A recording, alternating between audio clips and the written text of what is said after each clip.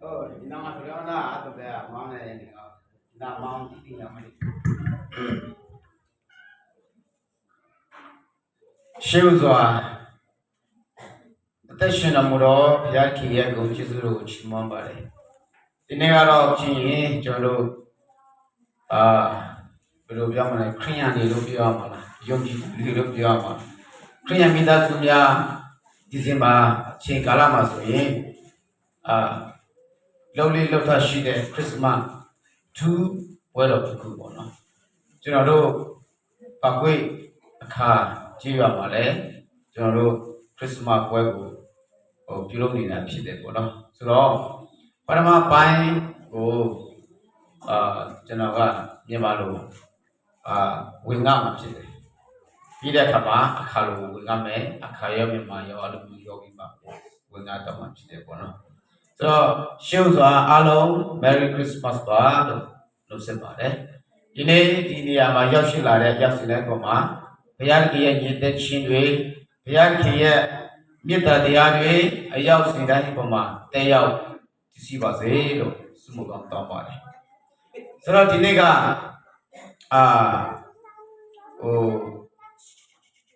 ဗမာညီကိုညားလည်းရှိတာပေါ့နော်ပအိုးလည်းရှိတယ်နော်ဒီမှာပအိုးလည်းရှိတယ်သူလည်းဗမာလိုပဲနော်ကိုဝင်းမောင်နော်နမည်ဝင်းမောင်လည်းဒီမှာဝင်းမောင်ဝါဗလက်ဖြိုးကိုလားဖြိုးကိုဒီနေ့ကအထူးအပ်တယ်ပေါ့နော်နောက်လည်းကျွန်တော်တို့ဒီဝပြူစီဝေးတတိကနေ့နေ့ဆိုနေ့တိုင်းလုပ်တယ်ပါဝင်လို့ရပါတယ်ပေါ့နော်ဆိုတော့ဒီနေ့ကကျွန်တော်တို့ခရစ်စမတ်နဲ့ပတ်သက်ပြီးမှခရစ်စမတ်ဆိုတာဘာလဲဆိုတာကိုကျွန်တော်တို့သိဖို့လိုတယ်ခရစ်စမတ်ဆိုတာဘာလဲတနည်းအားဖြင့်ဆိုရင်တချို့ကခရစ်စမတ်ကိုခရစ်ယာန်မဟုတ်တဲ့သူတွေလည်းအများကြီးလုပ်တယ်နော်ခရစ်စမတ်ဆိုရင်ကဘာကမာနေထိုင်တဲ့လူတွေအားလုံးကပျော်မြူးကြတယ်ဝမ်းမြောက်ကြတယ်ရှင်လန်းကြတယ်ဆိုတော့ခရစ်စမတ်ကိုအမျိုးမျိုးအဖုံမတူညီသောပုံစံမျိုးနဲ့ကျင်းပပြီးမှပျော်ပွဲရွှင်ပွဲတွေလုပ်ကြတယ်ဆိုတော့တွေ့ရတယ်ညီလေးတို့လည်းကြုံဘူးမှာပါနော်ခရစ်စမတ်ဆိုတာကြားဘူးမှာပါမဟုတ်လားခရစ်စမတ်ဆိုတာဒါကခရစ်စမတ်ဆိုတာဘယ်လိုသဘောရလဲဘယ်လိုနားလည်လဲလို့မေးရင်တော့အခု Facebook မှာအများကြီးတက်လာတယ်ခရစ်စမတ်ဆိုတာဘာလဲခရစ်ယာန်မဟုတ်တဲ့သူတွေကိုလက်မေးတဲ့အခါကျတော့ခရစ်စမတ်ဆိုတာခရစ်ယာန်တွေရဲ့ပွဲတဲ့ကရင်တွေရဲ့ပွဲတဲ့ကချင်တွေရဲ့ပွဲတဲ့မျိုးဖြစ်တယ်ကြောက်တွေ့ရတကယ်တော့ခရစ်စမတ်ဆိုတာကလူမျိုးနဲ့မဆိုင်နော်ဘာသာနဲ့လည်းမဆိုင်ခရစ်စမတ်ဆိုတာကChrist CHRST ဒီမှာCHRST Christ ဆိုတာကယေရှုခရစ်တော်ဘုရားကိုယဉ်ညွှန်းတာဒီမှာရှိတယ်ဒီမှာ CHRST Christ ဆိုတာကယေရှုခရစ်တော်ဘုရားကိုယဉ်ညွှန်းတာဖြစ်တယ်ဒီဘက်ကတော့MAS mass ဆိုတဲ့ဟာကျတော့ကျွန်တော်တို့ဘယ်လိုပြောလဲလူသားတွေကိုလောကီသားတွေကိုယဉ်ညွှန်းတာဖြစ်တယ်ဗမာလူမျိုးမှကရင်လူမျိုးမှကချင်လူမျိုးမှအခါလူမျိုးမှအဲ့ဒါတွေကိုယဉ်ညွှန်းနေတာမဟုတ်ဒီ mass ဆိုတာလူထုလောဒီကဘာမြေကြီးပေါ်မှာတက်ရှင်နေတဲ့လူတွေအားလုံးကိုယဉ်ညွှန်းတာဖြစ်တယ်ဆိုတော့အသေးတွေကခရစ်စမတ်ဆိုတာကယေရှုခရစ်တော်ဘုရားနဲ့လူသားများတွေ့ဆုံခြင်းဒါမှမဟုတ်ရင်ဆက်နွယ်မှုရှိခြင်းဆိုတဲ့အသေးပဲကိုသိရမယ်ဆိုတော့ခရစ်စမတ်ဆိုတာကခရစ်ယာန်တွေနဲ့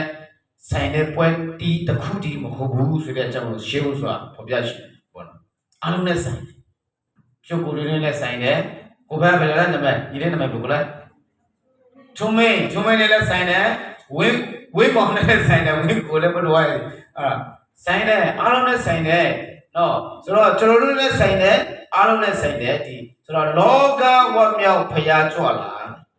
လောကသားများဝတ်မြောက်ဖို့ရတယ်ယေရှုဘုရားကကြွလာတယ်ဘာတဲ့လဲဆိုတော့ဘုရားကြီးကြည့်တယ်ကျွန်တော်တို့ကျမ်းစာတစ်ခုအတူတကွဖတ်မယ်နော်အားလုံးဖတ်မယ်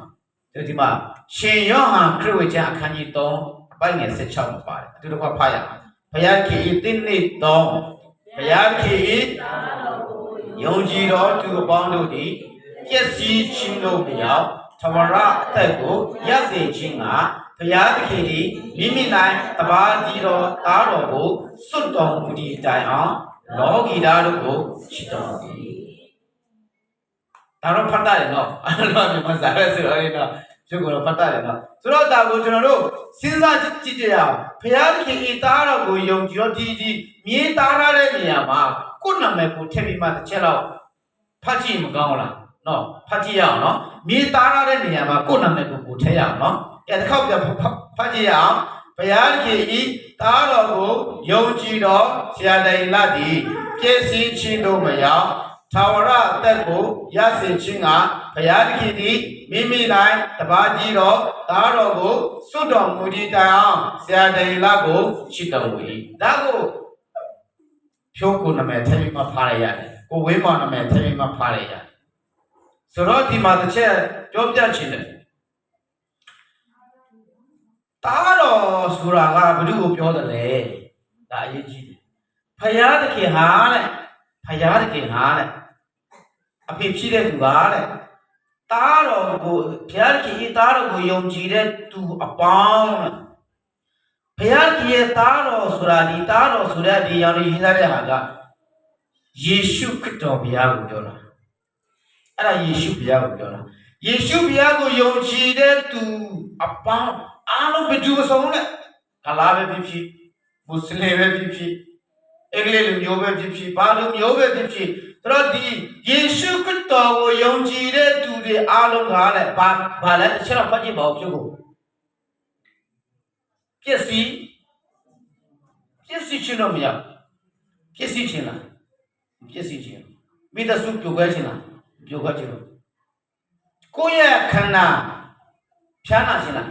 ဘူးမှမဖြားမနာချင်းအသက်ရှုမဝလို့အောက်ဆီဂျင်ရှုချင်းလားဘူးမှမရှုချင်းပစ္စည်းချင်းဆိုတာကိုဘယ်သူမှမကြိုက်ဘူးဆရာလည်းမကြိုက်ဘူးနော်ကျွန်တော်အဲ့ဒီပစ္စည်းချင်းတော့မရောက်နော်ထာဝရအတဲ့ထာဝရဆိုတာက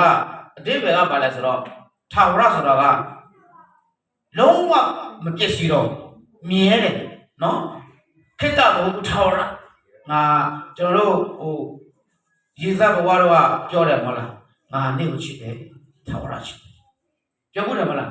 ဟုတ်လားမလားဝိအဲ့လိုပြောလားထာဝရချစ်တယ်ကျွန်တော်တို့ကိုယ်စားကိုလို့ပြောလေငါလေးနေ့ကိုရချစ်လိုက်တာငါထာဝရချစ်တယ်နော်ဆိုတော့လုံးဝကိုယ့်ရဲ့မေတ္တာတရားကလုံးဝကိုဆုံးသွားပြီထာဝရလုံးဝမပျက်စီးတော့ဆိုတော့ဘုရားသခင်ရဲ့သားတော်ယုံကြည်တဲ့သူတွေကထာဝရအသက်ကိုရမယ်လေမပျက်စီးဘူးလေဘုရားသခင်ဟာဆိုရင်လေမိမိနိုင်တပါးဒီတော့သားတော်ဆိုတဲ့ယေရှုဘုရားကိုလေလောကကိုစွတ်တယ်တဲ့အဲ့လိုစွတ်တီးတိုင်အောင်သူကလောကသားကိုချစ်တယ်ကျွန်တော်တို့အားလုံးကိုဘုရားကချစ်တယ်လို့ပြောချင်တာလူမျိုးမခွဲဘူးနော်ဘာသာမခွဲဘူး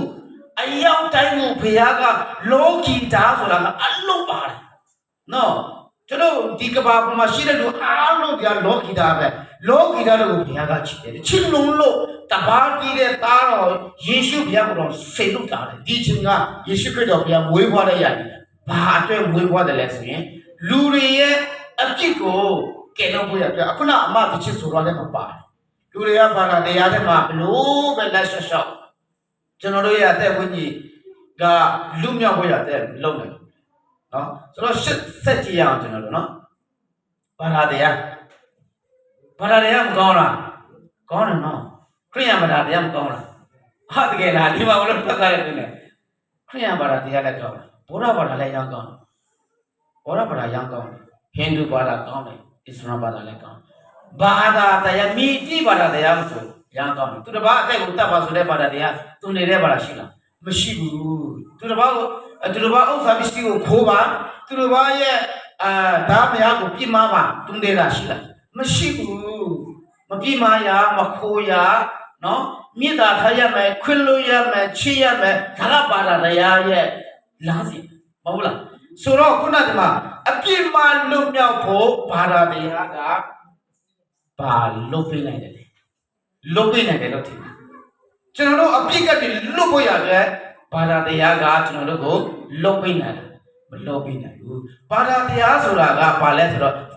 ကျွန်တော်တို့ကိုလွတ်ပေးတာမဟုတ်ဘူးလို့မလွတ်ပေးဘူးနော်ဘာသာတရားကကြောက်စရာကောင်းတယ်မလွတ်ပေးဘူးကျွန်တော်တို့အပြစ်ကိုလွတ်မြောက်ဖို့ရတယ်သူမလွတ်ပေးဘူးဟ ဟုတ်လားဝိမာနော်မိကြီးပါတော်ဆိုအပြစ်လုံးများဝေးရတယ်မလို့ပဲဘူးဘုရားဘာသာမှာဆိုရင်တေသူကဘိုပေါင်း30တဲ့တပုံရှိတယ်မလားပြင်မာဘိုကြီးပဲ20ရှိတယ်လေအဲ့ဒါကိုကြော်ပြီးမှဟိုး30တဲ့တပုံများမှာနိဗ္ဗာန်ဆိုရှိတာအဲ့ဒီနိဗ္ဗာန်ကိုရောက်ဖို့ရတော့ကျွန်တော်တို့ကျင့်ရတာမဟုတ်လားကျင့်နိုင်လားဘယ်သူမှမကျင့်နိုင်ဘူးအဲ့ဒါဆိုဘယ်လိုရောက်မလို့နိဗ္ဗာန်မရောက်ရင်ဘယ်သွားကြမလဲဝေးမောဘယ်သွားကြမလဲနိဗ္ဗာန်မရောက်ရင်မရဲပဲမဟုတ်လားဒီလားမရှိတယ်လေကျွန်တော်ဘာသာတရားကကျွန်တော်တို့ကိုလှုပ်ပေးကြဘူးသွားပါလဲဆိုတော့ဒီမှာကျွန်တော်တို့ဘာလို့ခိုင်းတာလဲကျင့်ခိုင်းတာလှုပ်ခိုင်းတာနော်ဒီရတာကဘာသာတရားလို့ခေါ်ဘာသာတရားကကျွန်တော်တို့ကိုမလှုပ်ပေးဘူးခိုင်းတာနော်ဟွာလှုပ်ပေးဒီရလှုပ်ပေးဟွာလှုပ်ဒီရလှုပ်ကျွန်တော်တို့ဘာသာတရားကခိုင်းတာဖြစ်တယ်ဘာသာတရားရဲ့ခိုင်းစိတ်ကချင်းကိုကျွန်တော်တို့ကျင့်ရတာဟဲ့မနိုင်မနေဝန်ကိုထမ်းပြီးမှပြေးရတာမဟုတ်လားဘာမှမပြောဘူးမကြီးရှိပါတော့ကိုပါတော့ဟိုရှိပါတီလာတော့ငါပါတယ်လို့ကျွန်တော်မပြောဘူးကံတော့ကံမပဲရအောင်ကြည့်စမ်းပါရနိုင်လားကံတော့ကံဝစီကံမနောကံအဲ့ဒီကံတော့ကံကိုပဲကြည့်ကြည့်ရလားပြုတ်ကိုရမရဘူးကံကရတယ်နော်ရှောင်းလိုက်နော်ဝစီမနောရောစီရတော့မရဘူးဘူးမှမရဘူးနော်ဆိုတော့ကျွန်တော်တို့ကဘာသာတရားရဲ့စိတ်ခိုင်းမှုလုပ်ပေးတာဘယ်တော့လုပ်ခိုင်းတယ်ဆိုတော့ကျွန်တော်တို့ကမရဘူးတော့မရဘူးဆိုတော့ဒီမှာယေရှုဘုရားကအဲ့လိုမဟုတ်လုပ်ပေးတာမခိုင်းဘူးလုပ်ပေးတာယေရှုဘုရားကဘယ်လိုလုပ်ပေးတယ်လဲအဲ့ဒါဒီနေ့ပြောပြမယ်နော်ယေရှုဘုရားဆိုတာဘာတူလဲဘာကြောင့်ကျွန်တော်တို့ကိုဒီလောက်ထိတောင်ကျွန်တော်တို့ကအနည်းငယ်ဒီလောက်ထိတောင်ခိုင်းတယ်ပြောပြမယ်နော်ယေရှုဘုရားက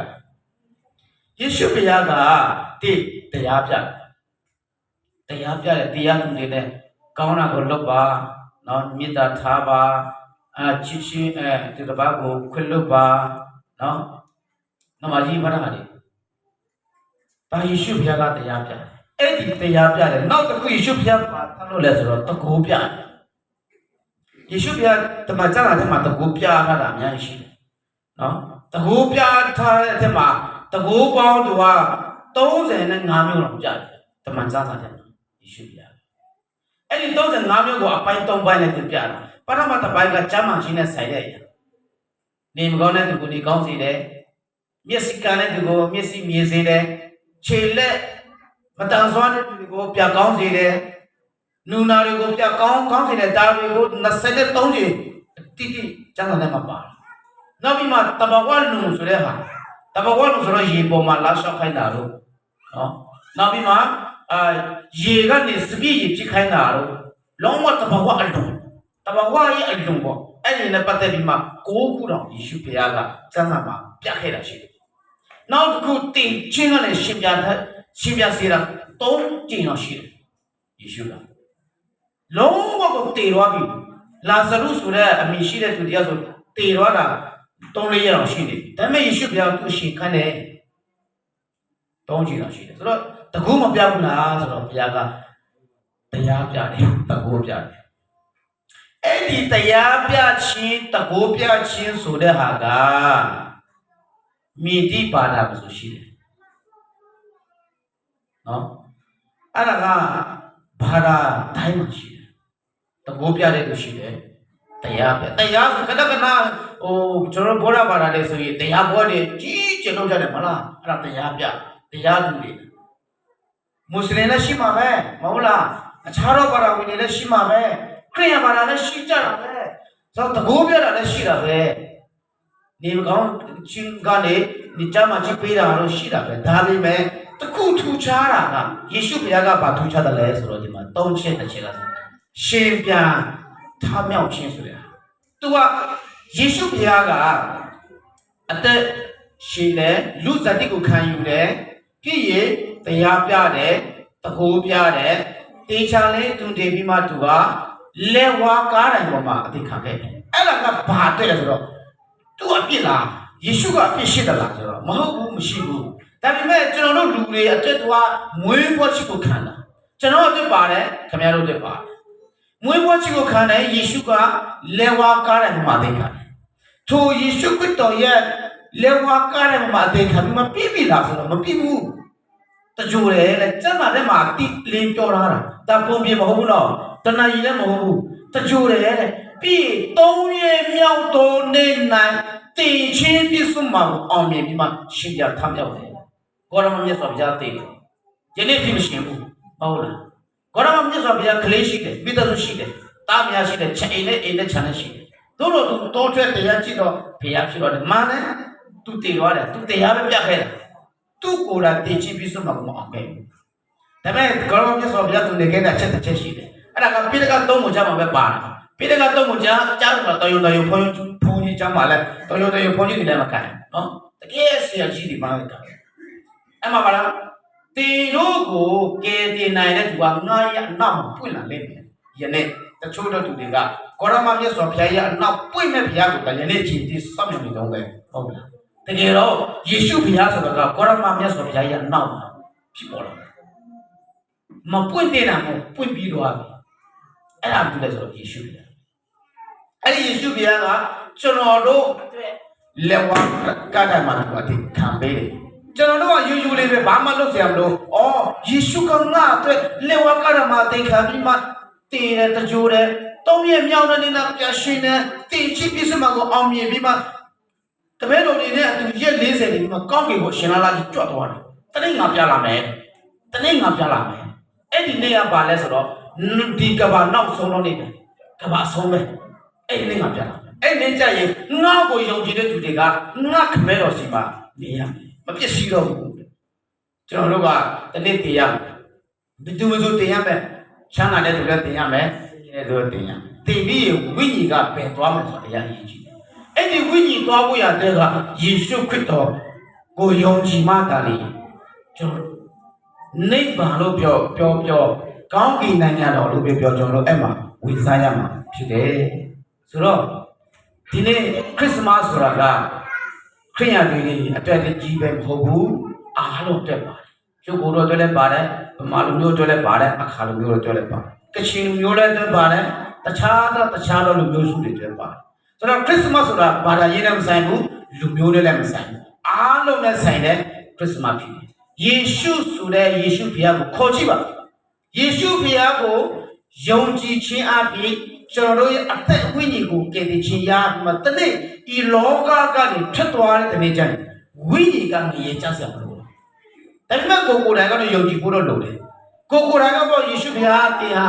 ကျွန်တော်အပြည့်လေဝါကရမှာအသိခံခဲ့တယ်ကျွန်တော်အပြည့်အတွက်အားလုံးလေဝါကရမှာစတေးခဲ့ပြီးရတော့တင်ကြည့်ပြီးစုမှာအောင်မြင်တဲ့ဘုရားဖြစ်တယ်ကျွန်တော်ကိုကယ်တင်ပါကျွန်တော်ကိုကယ်တင်ခြင်းပေးပါကျွန်တော်ကိုကယ်တင်ခြင်းပေးပါကျွန်တော်တင်ရင်ကောင်းကင်သွားရှိတယ်ငြိမ်သွားရှိတယ်အဲ့လိုမျိုးဖိတ်ခေါ်ကြည့်လိုက်ဆိုတော့ယေရှုဘုရားက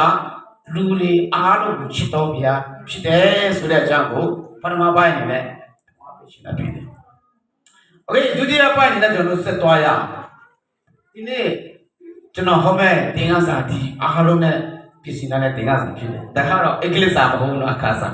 ။အချိန်မီနဲ့ယေရှုခရစ်မိချာခွတ်တာတယ်လေလား။စဉ်းစားဖို့ဘာကြောင့်ယေရှုခရစ်တော်ကမြေကြီးပေါ်မှာလူစားတဲ့ကိုခံယူရတယ်လဲဆိုတာအရေးကြီးတယ်။ဒါစဉ်းစားကြည့်။ဘာကြောင့်ခံယူရတယ်လဲ။အကြီးကသူပြောလားအကြီးမင်းနဲ့ဘလို့ကြောင့်လားအကြီးမင်းနဲ့တလေးကလည်းအဲ့ဒါကဒီမှာ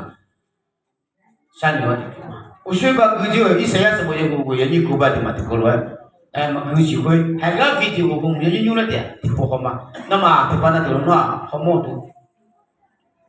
ဗီဒီယိုကိုငါတို့လည်းနာဂုံတူလို့ဂျာမာလူစစ်တယ်ဗီဒီယိုနဲ့ဂျာမာလူစစ်တယ်ဂုံတူလို့အယံမဆိုဟိုဆိုလာဟိုခရစ်မတ်ပြောဒီဇင်ဘာဘာလာဟိလေဘူးဟာလေခရစ်မတ်ဒီဇင်ဘာဘာလာဟိလေဦးငါအယမဂုံငါတို့လေဦးတာမောင်းနေမှာလေဒီဗီဒီယိုကစစ်တိုက်နေတာဂျာမာတို့ဗီဒီယိုစစ်တိုက်နေတာအဲ့ဒီမနေ့ကသူတို့တရားလို့စစ်ထိုးတယ်ပြီးတော့မိုးလင်းသွားတယ်မိုးလင်းတော့ခရစ်မတ်ဆိုတဲ့ຢာတီကိုရောက်သွားတယ်ခရစ်မတ်ဆိုတဲ့ຢာတီကိုရောက်သွားတဲ့အခါကျတော့သူကတစ်ဖက်ကနေလက်မြောက်ပြီးမှကျွန်တော်တို့ရံဖြစ်တော့ကျွန်တော်တို့စစ်မတိုက်တော့ဘူး ကျွန်တော်တို့အပြန်အလာမတိုက်ခတ်တော့ဘူးဆိုပြီးမှတရားကိုလက်မြောက်ပြီးမှထွက်လာတယ်ကျွန်တော်တွေ့ရတယ်အဲ့ဒီမှာကိုဖက်ကနေလည်းသူတို့ပြစ်ဖို့ရတဲ့အစဉ်တည်းရှိနေတဲ့တရားတွေတားပြီးမှသူတို့လည်းအဲ့ဒီအရာကိုသဘောပေါက်တယ်ဘာဖြစ်လို့လဲဆိုတော့သူတို့အားလုံးကခရိယန်တွေဖြစ်ကြတယ်သူတို့အားလုံးကယေရှုဘုရားကိုသိတဲ့လူတွေဖြစ်ကြတယ်အဲ့မဲ့သူတို့နိုင်ငံရေးရှင်တွေကစစ်တပ်ရဆိုတော့သူတို့ချင်းရေးချချင်းယူတယ်တင်မြချင်းယူတယ်ငါတို့တရားနဲ့တရားအပြည့်လူကြရအောင်ငါတို့တရားနဲ့တရားချစ်ချင်းမေတ္တာတွေထားကြရအောင်ငါတို့တရားနဲ့တရားရံဖြစ်တော့ဘူးတရားနဲ့တရားအညိုးမထားတော့ဘူးဆိုပြီးမှသူတို့ချင်းလက်ဆွဲနှုတ်ဆက်ပြီးမှပြန်လေတင်မချင်းရိုက်တယ်ဒါကတကယ်ဖြစ်ခဲ့တဲ့အရာတွေနော်ဆိုတော့ဒီဗီဒီယိုကိုကျွန်တော်ကြည့်တဲ့အခါမှာသူတို့အများပြောတယ်အဲ့ဒီမှာတိုင်ခင်မှာအဲ့ဒီနေရာမှာတိုင်ခင်မှာသူတို့စိတ်ပင်ပါတယ်ကြည်လက်ကုန်နေပြီလူလက်သေးနေပြီစိတ်ကိုလည်းမလာတော့ဘူးဘယ်လိုလုပ်တော့မှလဲဘောနော်စက်ကြည့်ဘောနော်သူတို့စိတ်ကူပါရှိနေငါတေတော့ရင်ငါမိသက်စုစီငါမပြန်ရတော့ဘူးငါသားသမီးတွေကိုငါမမြင်ရတော့ဘူးစက်ကြည့်သူတို့အသွေးထဲမှာနွားချုံပါပဲတို့တော့ဒီနေ့ကခရစ်စမတ်ဖြစ်တယ်နော်ကျွန်တော်တို့အားလုံးနဲ့ချက်ပြီးမှအားလုံးပြောပါစောကြရအောင်ကစားကြရအောင်ဆိုတော့သူတို့အတူတူကစားနေတာတွေ့ရဒါကခရစ်စမတ်ရဲ့အဓိပ္ပာယ်ကျွန်တော်တို့အချင်းချင်းတရားနဲ့တရားအညှိုးထားမှုတွေရှိနေတယ်ဆိုရင်ဒီဗီဒီယိုကြည့်ကြလားဒီလောက်ကြည့်မကဖြစ်နေတဲ့ကျွန်တော်တို့အညှိုးထားမှုတွေရှိနေတယ်ဆိုလည်းကျွန်တော်တို့ဖြစ်လို့ဖို့အတွက်ပဲတရားနဲ့တရားချစ်ဖို့ရအတွက်ပဲတရားနဲ့တရားကူညီဖို့ရအတွက်ပဲဒါဒီဗီဒီယိုကနောက်ဆုံးကြတော့သူတို့ချင်းရေးချင်ယူကြတယ်ဆိုတာကိုတွေ့ရတယ်ဒါဒီဗီဒီယိုရဲ့အဓိပ္ပာယ်ပေါ့နော်ဆိုတော့ဒီနောက်အဲ့ဘုံကဆိုတဲ့ကနာအဒီမှာအစ္စရာစကိုရုပ်ကိုဝေရင်းကြီးကိုပဲတကူလို့ဒီမှာအဒီကသူအလီတီလီလဲလေမယ်အဒီခွတာအယောဦးလုံးပြအယောခုလိုဝဲခုပြဇာဒီဖာကေနုနေနုတူပြောကဘောဘောပြရဲ့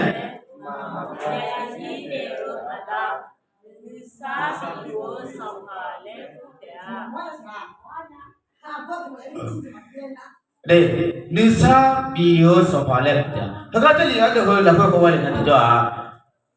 အာဒီမာကတူအလီတီလီတဲလေမယ်အာဒီဟောအလီတီလီပြလာမယ်အာဒီခွတာအယောဘလုံးတဲ့အယောဘလိုဝဲတဲ့ဇန်တီလေးဖိုင်ကေနုနေနုတူဘီယောကဘောက်ကူမီရဲ့မပြည့်စီတဲ့အတာနိစာဘီယောဆောပါလေတဲ့ဟိုကတော့နာအတိကတူဒီနယ်လေကတော့ဟိဘာပရိုဖေဆီယယ်အယမ်လာကနေမေထာက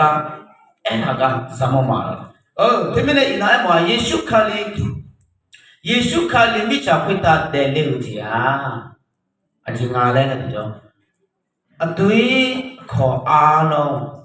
စိတ်သဘောထားများအားလုံးပြောင်းလိုက်အဲ့မော်နာမကောင်းတော့အသွေးခေါ်နေမကောင်းတဲ့စိတ်သဘောထားတွေပြောင်းလဲဖို့ရတဲ့ဖြစ်တယ်အခါနဲ့အဲ့နာနုနေနုတူဖို့နုမထားခြင်းသာကောတူဖာလာကတူယေရှုကလည်းတဲ့နေရာကနော်နုနေတော့မြေရဲ့နုမချောင်းခြင်းနုနေလေးလည်းနာရလာဖာနော်နုမထားခြင်းသာကောရလာဖာဥရှိပါဒီမှာနဲ့6ဘုံနမနေပြီလာကချေရောစဖာအမေအမျိုးဒီနုမတော့လာစခါလဲဟာယေရှုခရစ်တယ်လေဘုရားနုနေနုတူခေါ်နုမထားခြင်းသာကောရလာအတွေ့အကြုံပြောင်းရမှာကျွန်တော်တို့အဲ့လိုတော့မရအတွေ့အကြုံကမပြောင်းလေလည်းနာအတိမာတဲ့စရာခလီမော်လေးကတူမှာကျိတ်တော့ခေါ်ကလေးကဒီတော့ဇာကဲနုနေနုတူမှာဇာကဲရဲ့အတွေ့အကြုံတဲ့ဟဲ့ကသူလည်းနာဇာကဲနုနေဇာကဲနုနေအချင်းကလည်းအဲ့ကဒီတော့ဇာကဲတာဟာစကေပြုမယ်ယေရုခုမနာခွေစကေရောခေါ်တောင်းချောသူနာမည်ကစကေလို့ခေါ်ယေရုခေါ်ဆိုတဲ့မြို့မှာသူကအခွန်ခံပြီအခွန်ကောက်ရောမအစိုးရရဲ့ဝန်ထမ်းတရားဆိုတော့စကေရဲ့အတွေးကဘယ်လို ပြောင်းလဲလိုက်တယ်လေဆိုတော့ပြောပြချင်တယ်အကျဖိုင်းကလည်းအဲ့ကြောဒီမှာဒီကောလောဒီဘောမှာကစကဲထူစံဖာမီယောအဲနဲစံဖာအိုစာဆောင်ချွာတူဒီမှာငါနဲ့ချွာတီကနောင်တီဂျီဖာညောကြတာကိုညာနာအိမ်ပြုံးချူခေါ်လို့ဝဲချွာငါစကဲမာခေါ်တော့ချွာခေါ်အိုးချွာမာပြီးမှာကညာမာရိုင်းကယူလာနေအောင်ခေါ်လို့ဝဲချွာအဲ့ကောအာယောချူလို့မေလာခွေးရေလေကမလာဝေရှုခလီပြေကပေါ်ရောက်တာလေကြောဒီပိုတဲ့ရနေနေတာဖာရနေရရှုမောယေရှုတော့ကလေးမောအဲ့ကောအာယောမထပါတယ်ယေရှုတော့ကမောလေတယ်သူမင်းယေရှုအေကမောင်ပဲအာယောချေဘူးလျောနဲ့အဘောလာတတယောနဲ့စီကမစအဘောလာတတယောနဲ့လောဒီလောက်ထိနှလုံးမှာတဲ့ဇကဲဒီလောက်ကြီးတဲ့ဇကဲယေရှုခရစ်တော်ကသူတို့ရှိနေတဲ့မြို့ကိုကြွလာတယ်ဆိုတဲ့အကြောင်းကိုကြားသိတဲ့ခါကျတော့သူလှုပ်ဆောင်နေတဲ့အရာအားလုံးကိုစွန့်ပြီးမှယေရှုခရစ်တော်ရှိကိုပြေးတာသူကအရက်ပုတယ်တဲ့ကျမ်းစာထဲမှာပြောတာအရက်ပုတော့လူအုပ်ကားလည်းများတဲ့ခါကျတော့မတိုးနိုင်ကြဘူးလေဆိုတော့ယေရှုလာရလာကိုသူကတခါတည်းတင်းမောတဖားပင်တပင်ရှိတယ်တဲ့အဲ့အပင်ကိုတဲ့ပြီးမှယေရှုလာတဲ့လမ်းကိုတော့ဆောက်အဲ့ဒီအနာရောက်ယေရှုတော့သူ့ကိုခေါ်တယ်ဇကဲဆင့်ခဲ့ယနေ့ညငါတစ်အိမ်မှာလာခဲ့မယ်တင်းနဲ့သူမဲ့ဆုံးစားမယ်ဆိုရင်မှဇကဲအိမ်ကိုရောက်တယ်ဟုတ်လားအဲ့လားဇကဲဟိုကဇကဲတို့ယေရှုကလေးကဒီတော့ဒီပေါ်တဲ့အယောညာညာဒီပေါ်ဇကဲခိုင်းတယ်ဇကဲခိုင်းอีกကောနဲ့နေတော့ပြမယ်ဇကဲထိုးနဲ့အဲ့တဲ့စပါအိုငါဖြူရှုမြေကတိပါစားစားချောတော့ပြီးမှာလေငါဖြူရှုမြေကတိပါစားစားချောပြီးမှာဝေဒငါနဲ့ချောဟာတီကနောင်တီကြီးဖာမြောက်ကြတာကိုညာနာပြောချင်ဘူးဟောအကျင်ကရောက်နေတားတဲ့ဖိုင်ဇာကဲနင်းနေတူဟာဇောမိုင်းငုတိတိကစားယေရှုခလေးရောတော့အဆောမင်းနဲ့ဘုံကပူကြဟလာဘုံကပူကြယေရှုခလေးကြီးအငါလဲကြောက်တော့ကမယေရှုရောင်းအဲ့နဲ့အင်းနော်ညို့ဟိုညို့ကိုလေးမယ်အချင်းမင်းနဲ့နာညူဆောကခေါ်အာဗြဟံဆန်ကင်းတဲ့ချင်းဆိုတဲ့ဒီအိမ်မှာကြောက်တယ်နော်ယေရှုခရစ်တော်နဲ့မတွေ့ခင်မှာဒီဇက်ကဲကဘာမှမသိတဲ့လူမဟုတ်တကယ်အတ္တသမားဒါပေမဲ့ယေရှုခရစ်တော်နဲ့တွေ့တော့ခါကျတော့သူကတနာတဲ့စိတ်ဖြစ်လာသူတို့ဘာကိုပြချင်တဲ့စိတ်ဖြစ်လာမတရားလောက်ထားတဲ့မတရားတောင်းပန်တဲ့အရာရှိလဲသူလေးစားအောင်ပြန်ရောက်ပေးမယ်အဲ့တော့ယေရှုကဘာပြောလဲဆိုတော့ယနေ့အေပေါ့အေနာကဲတဲ့ချင်းတဲ့ရောက်ကဲတဲ့ချင်းတဲ့ရောက်ဒီလူကဲတဲ့ချင်းရောက်ဘာဖြစ်လဲဆိုတော့သူကယေရှုခရစ်တော်ကိုလုံးဝအုပ်တော့ယုံကြည်စိတ်ချစွာလက်ခံနိုင်ရဆိုတော့တွေ့ရတယ်ဒါပေမဲ့ညို့လာခွဲခါကိုဒီကလေးပဲဇာကဲလူတွေတူဖောင်းနဲ့ချီပိုးတဲ့အဗြဟံဇာခါကိုဒီကလေးပဲဘယ်လိုအဲ့ဒါပါဆိုခရဇာကဲလူတွေတူအဲ့ကောယေရှုမတိုင်ခေကအသွေးအခေါ်တမရှိနော်ဒီမှာဟေရိုရဲ့အသွေးကိုယေရှုမတိုင်ခေကသွေးတဲ့အသွေးအခေါ်ယေရှုမွေးဖွားတယ်ဆိုတဲ့အကြောင်းကြားသိတဲ့ဒီလုံးဝမပြောင်းတဲ့သူပဲလားဟေရိုဒီဆံပါဟေရိုနုနေဆံပါဟေရိုနုနေကောမတဲ့စပရိယုန်ကြီးအနိတီနဲ့ကိုချစ်ကိုဟောလာဝခေါ်နာဇမောတယ်ဒီဟောလာဟောငါဒီတော့အဒီဇမောငါလည်းငါဆံပါဟေရိုဆံပါဟေရိုရရှိချောကောလို့ဆံပါဟေရိုတော့လည်းကလေကောနဲ့အရင်ငါအဲ့ငါဒီတော့အာယောတဲ့အာယောမအဲတယ်လေယူဒာချောဆံပါဟေဝါကကြောထားနဲ့တယ်လေယူဒာဆံပါဟေဝါဆံပါတယ်လေကလန်ငါမအရှိတော့ချောပါလေအခုမနော်တဲ့ကဆံပါအခုတော့ဟဲ့ငါပေါ်ကြအာယောဟောကကောလို့ရကမယ်ဟေလို့ရကမယ်နုမချီပွိုင်းမစားကြခွေလိုသူနေယေရုရှလင်မမနော်ကမစားကြ hero ne down ne Jerusalem mangala nama masai mama dina Yesu kali deh ya nama bisa kan hero nama masai aji ni ayo jodoh na tadi ayo bagaimana sampale ayo mana meyaki ayo mana meyaki Jerusalem memuzat ini nama masai Deli ngada, ngumela ni thole ayo choa do khu ne na. La se le. De phima de result ma ko do me sala do ko. Ngumela. Thu ela do deli me na tha ja la. Dia me sa phao le ni. Mi kha sa bo yo nga yo ni. On tha khwe thu me. De lo bo ba khe nya de ja be le he le ko tha ma de. Yu da mo do la khwe no ma ni the ja. A jin mi ne na nga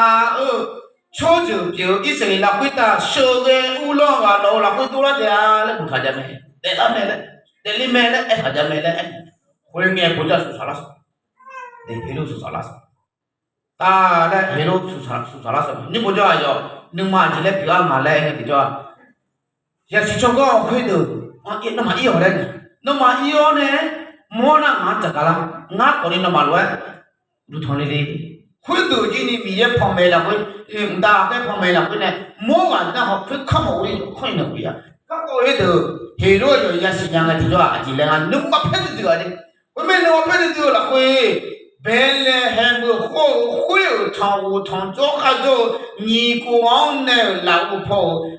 Aliza nó đó luôn sẽ chịu nó được ở đó đi mẹ giả sử cho có ông cho khuyên được ne ayang ene thao aku khwisi do la ayang so cha do alizana de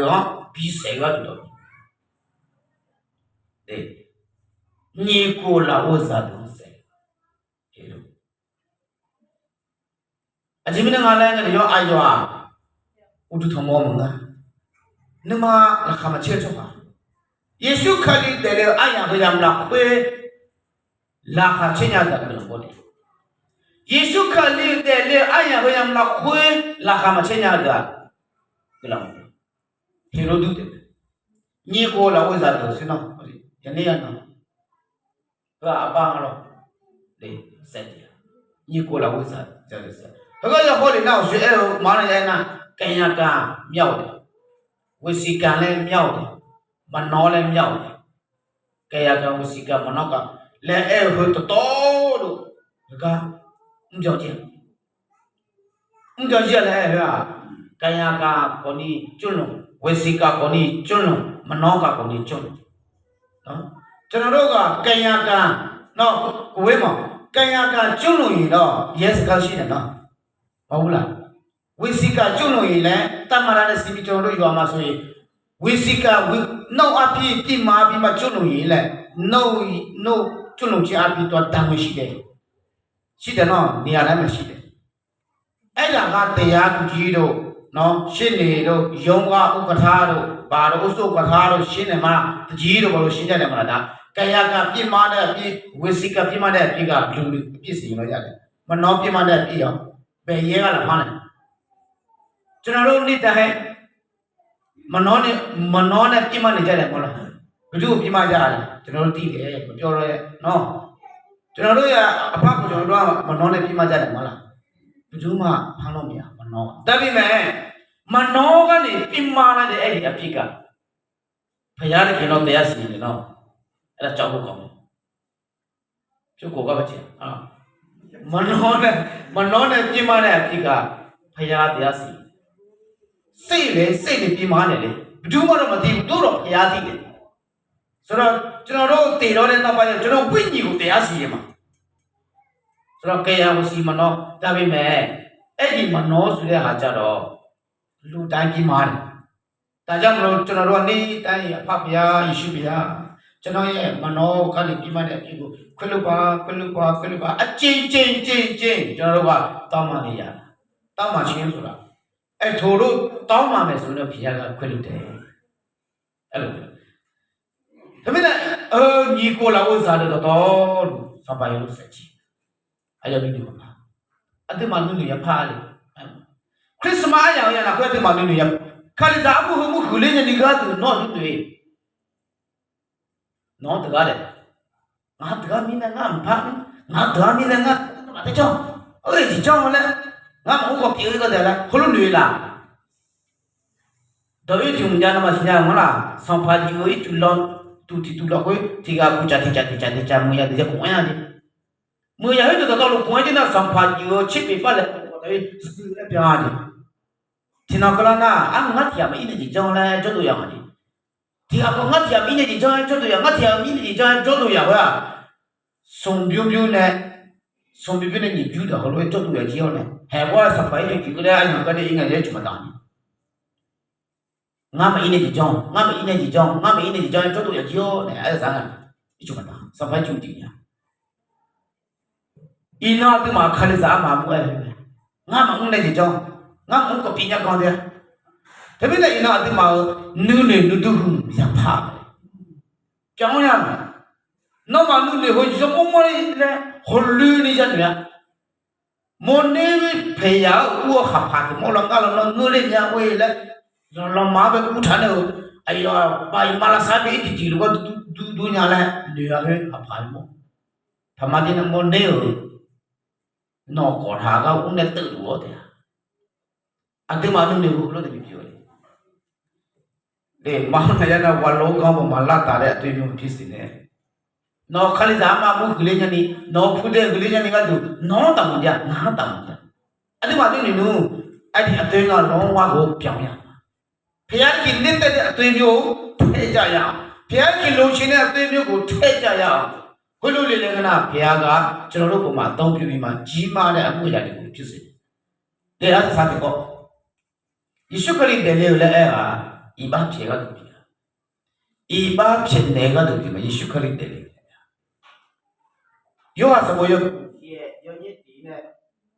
책이라 고요 거가 되는 거죠. 아, 진짜 뭔가 알아야 되는 거죠. 허지가. 맨 말라티가.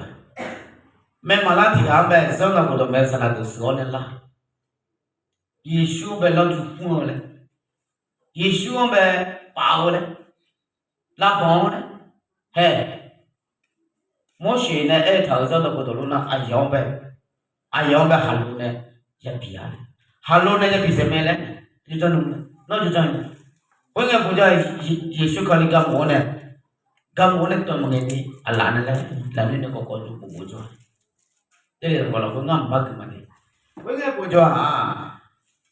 Khudu elange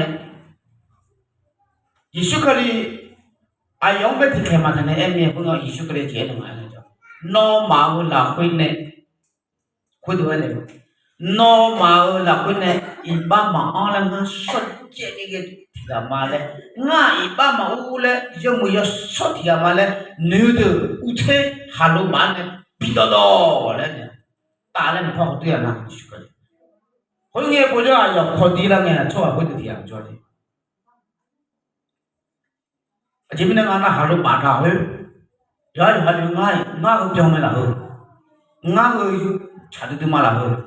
Ngay số được mà là hơn. Ai yo nữ yo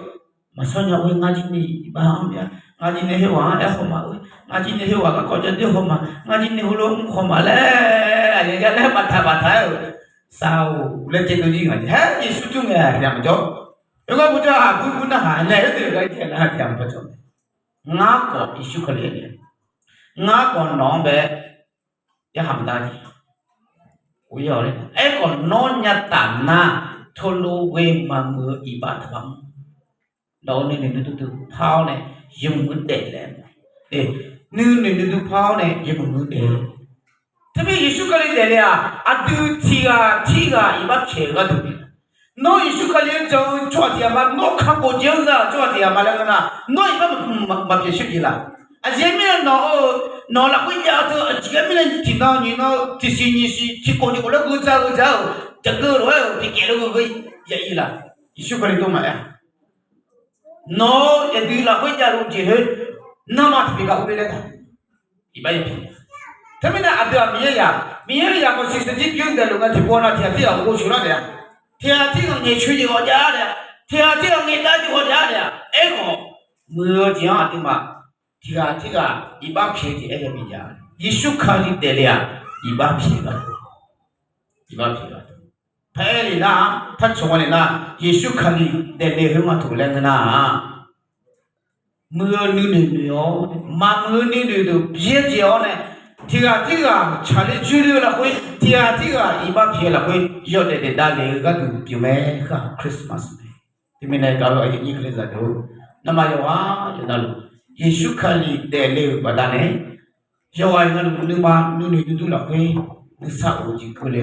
这个搞些，这个穿的东西，看的是俺妈不过来，莫来人家就搞了。公了呢，我小的后，你我要哈，你养个这个来那个那，你也来就了，那妈你都，妈妈你都，黑肉，那个锅你都弄个去，对，有时候没有那个锅你都弄个去，那到罗伊都不这样，咋开了我也听嘛，你都他看，咋开了你都他看。耶稣看你黑一把五黑完呗，一把皮的了，你贴一把皮看。คือคริสต์มาสตัวชิมเลยคริสต์มาสอันนี้ตลาดก็คือไม่ย้อนไปแต่สัมพันธ์เนี่ยเราไม่รู้เรา